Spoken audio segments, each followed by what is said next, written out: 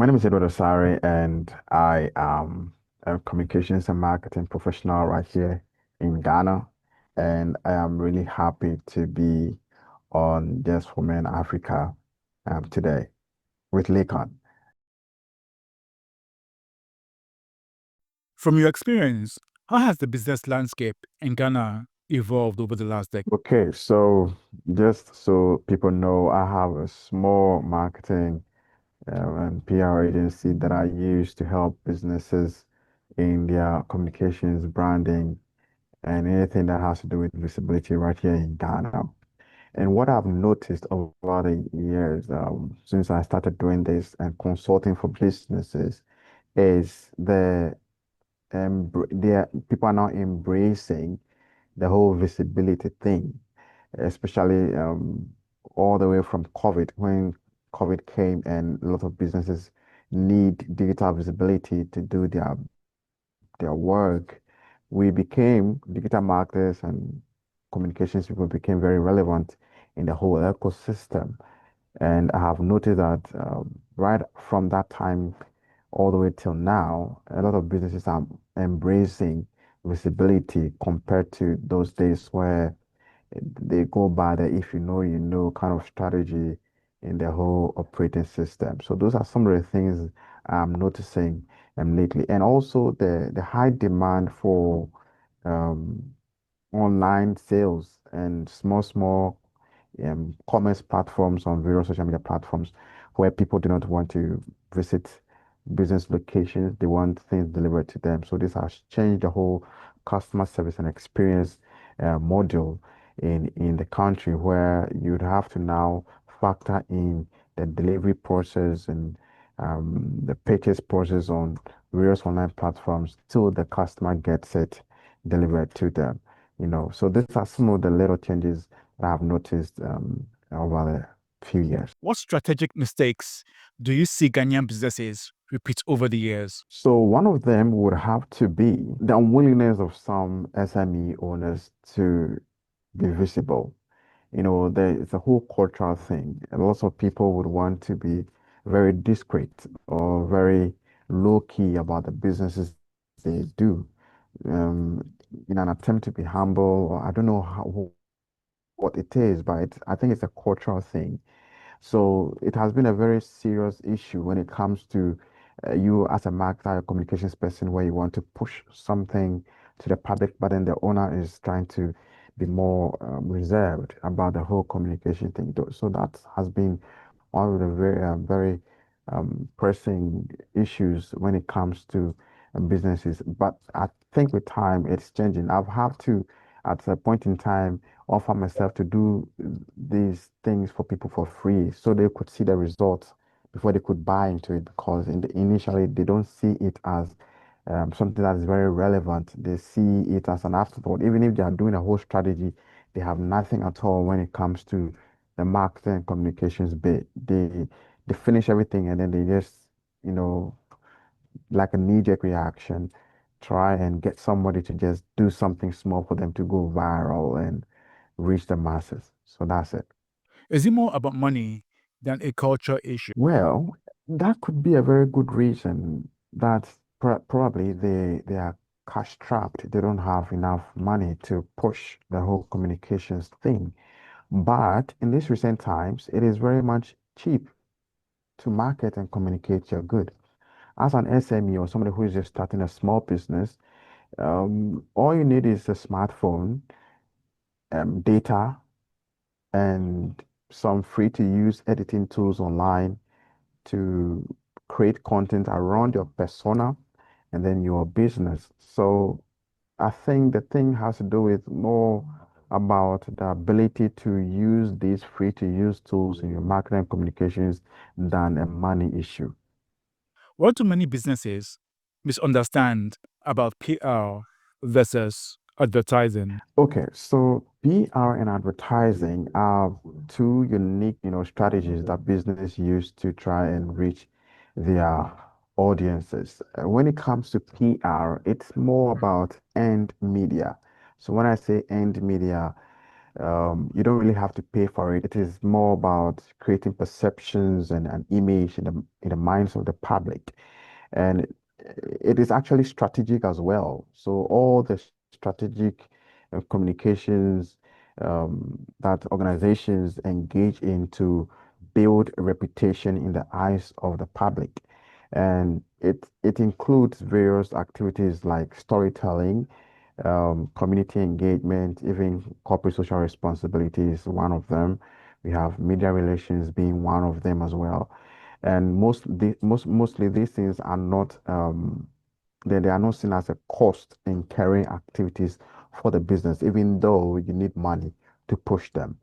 Whilst advertising is more about, promotional, it's more promotional in nature. So you would have the marketing professionals deliberately coming up with copies and marketing messaging, creating content about the whole messaging, and then deliberately promoting or sponsoring those messaging through various platforms to reach their target audience.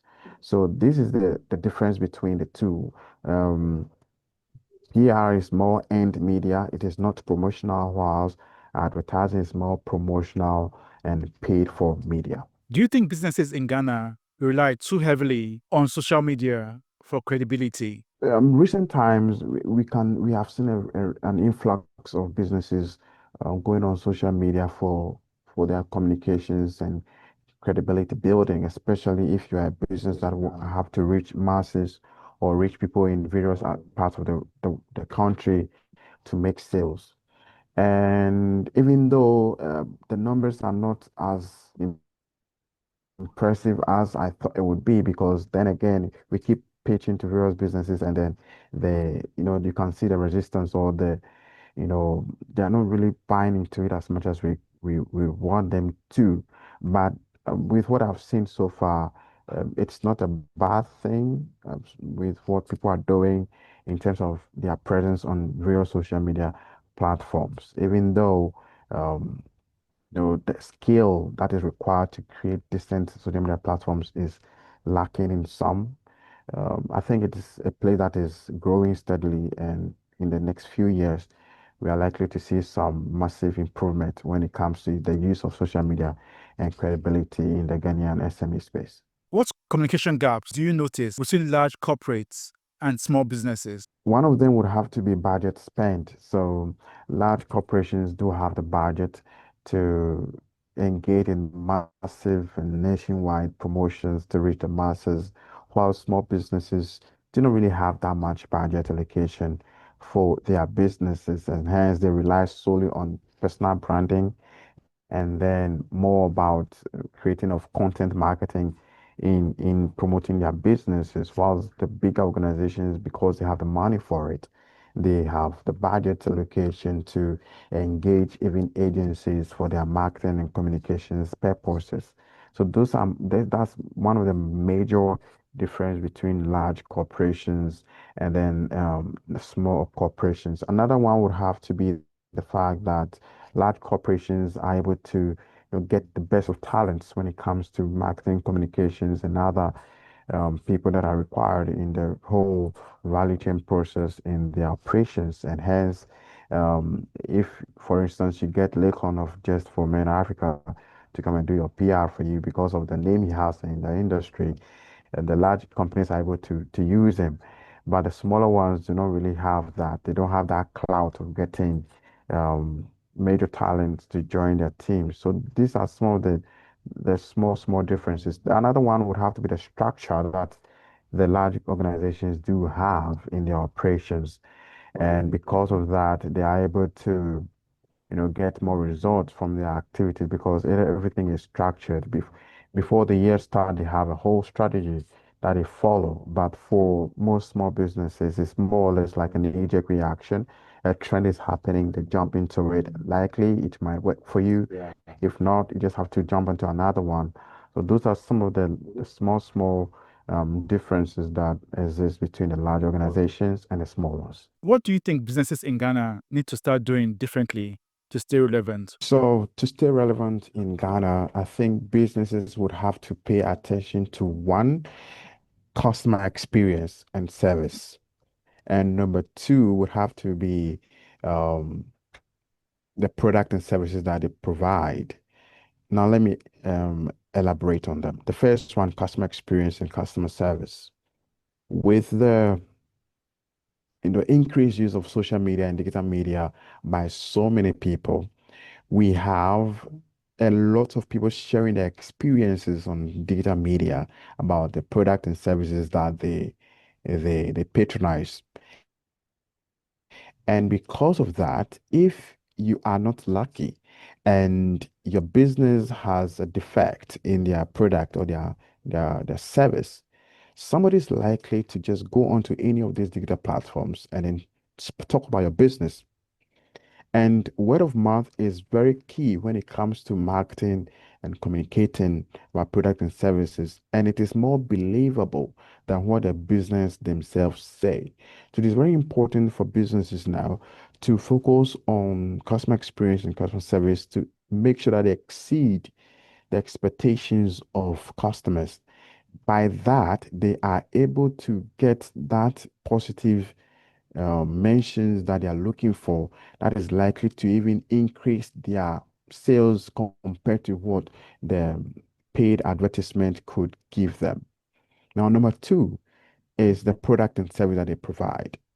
A marketer or a communications person is as good as the product or service they provide, or the market or they communicate about. So if your product is not good enough, you can have the best of marketers or communicators in the world, but people will reject because at the end of the day, when they taste it and it is not good enough, you wouldn't get returned sales or customers coming back to you for your service or the product that you are pushing onto the market. So I think you would have to focus more on producing goods that are fit for purpose and also concentrate on customer experience and in customer service, because with these two, you are likely to do well. You have people using testimonies to market your good for you on their behalf because you are treating them right and your product is fit for purpose. What advice would you give to business leaders who want to build trust beyond social media hype? Right. That is a very important question you've asked. So to build trust beyond the social media hype, I have this to say. Number one, you need to include personal branding into the business.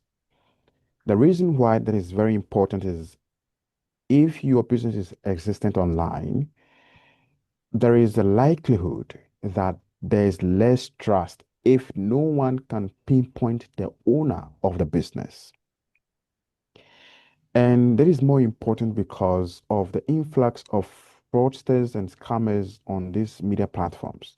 So if I come onto your business platform that is existent online, if I scroll one, two, three, am I likely to see somebody on your page that I can reach out to just in case I make a purchase and it didn't go through and I need a refund back?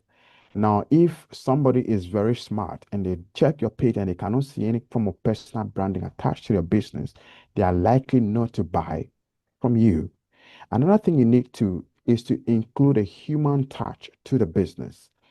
We have moved away from the era where you have to be more salesy in the way you do things to attract customers. In fact, you and I, Lakon, we are we are more likely to mute accounts that are more come and buy, come and buy. Nobody wants that. It is not entertaining. People want to see the human touch of your business. They want to see the people who are in the business. They want to see some fun part of the business. So most of the time, what businesses are now moving to is they use the unserious stuff, or when I say unserious stuff, is maybe some dance video, or maybe a day in the life of the CEO, or maybe some human engagement in the office to bring people onto their pages to come and see the serious stuff. So you might think it is not serious, but it is what will drive people onto your pages. And these algorithms are such that when people get to like your content more, they push your account more to people. So it's more or less like you're using this to crack the algorithm to make people come to your pages more. And that is why human content is very much important. And more so because there is AI is becoming more dominant, you would notice that our language or our texts or our messaging are becoming unique.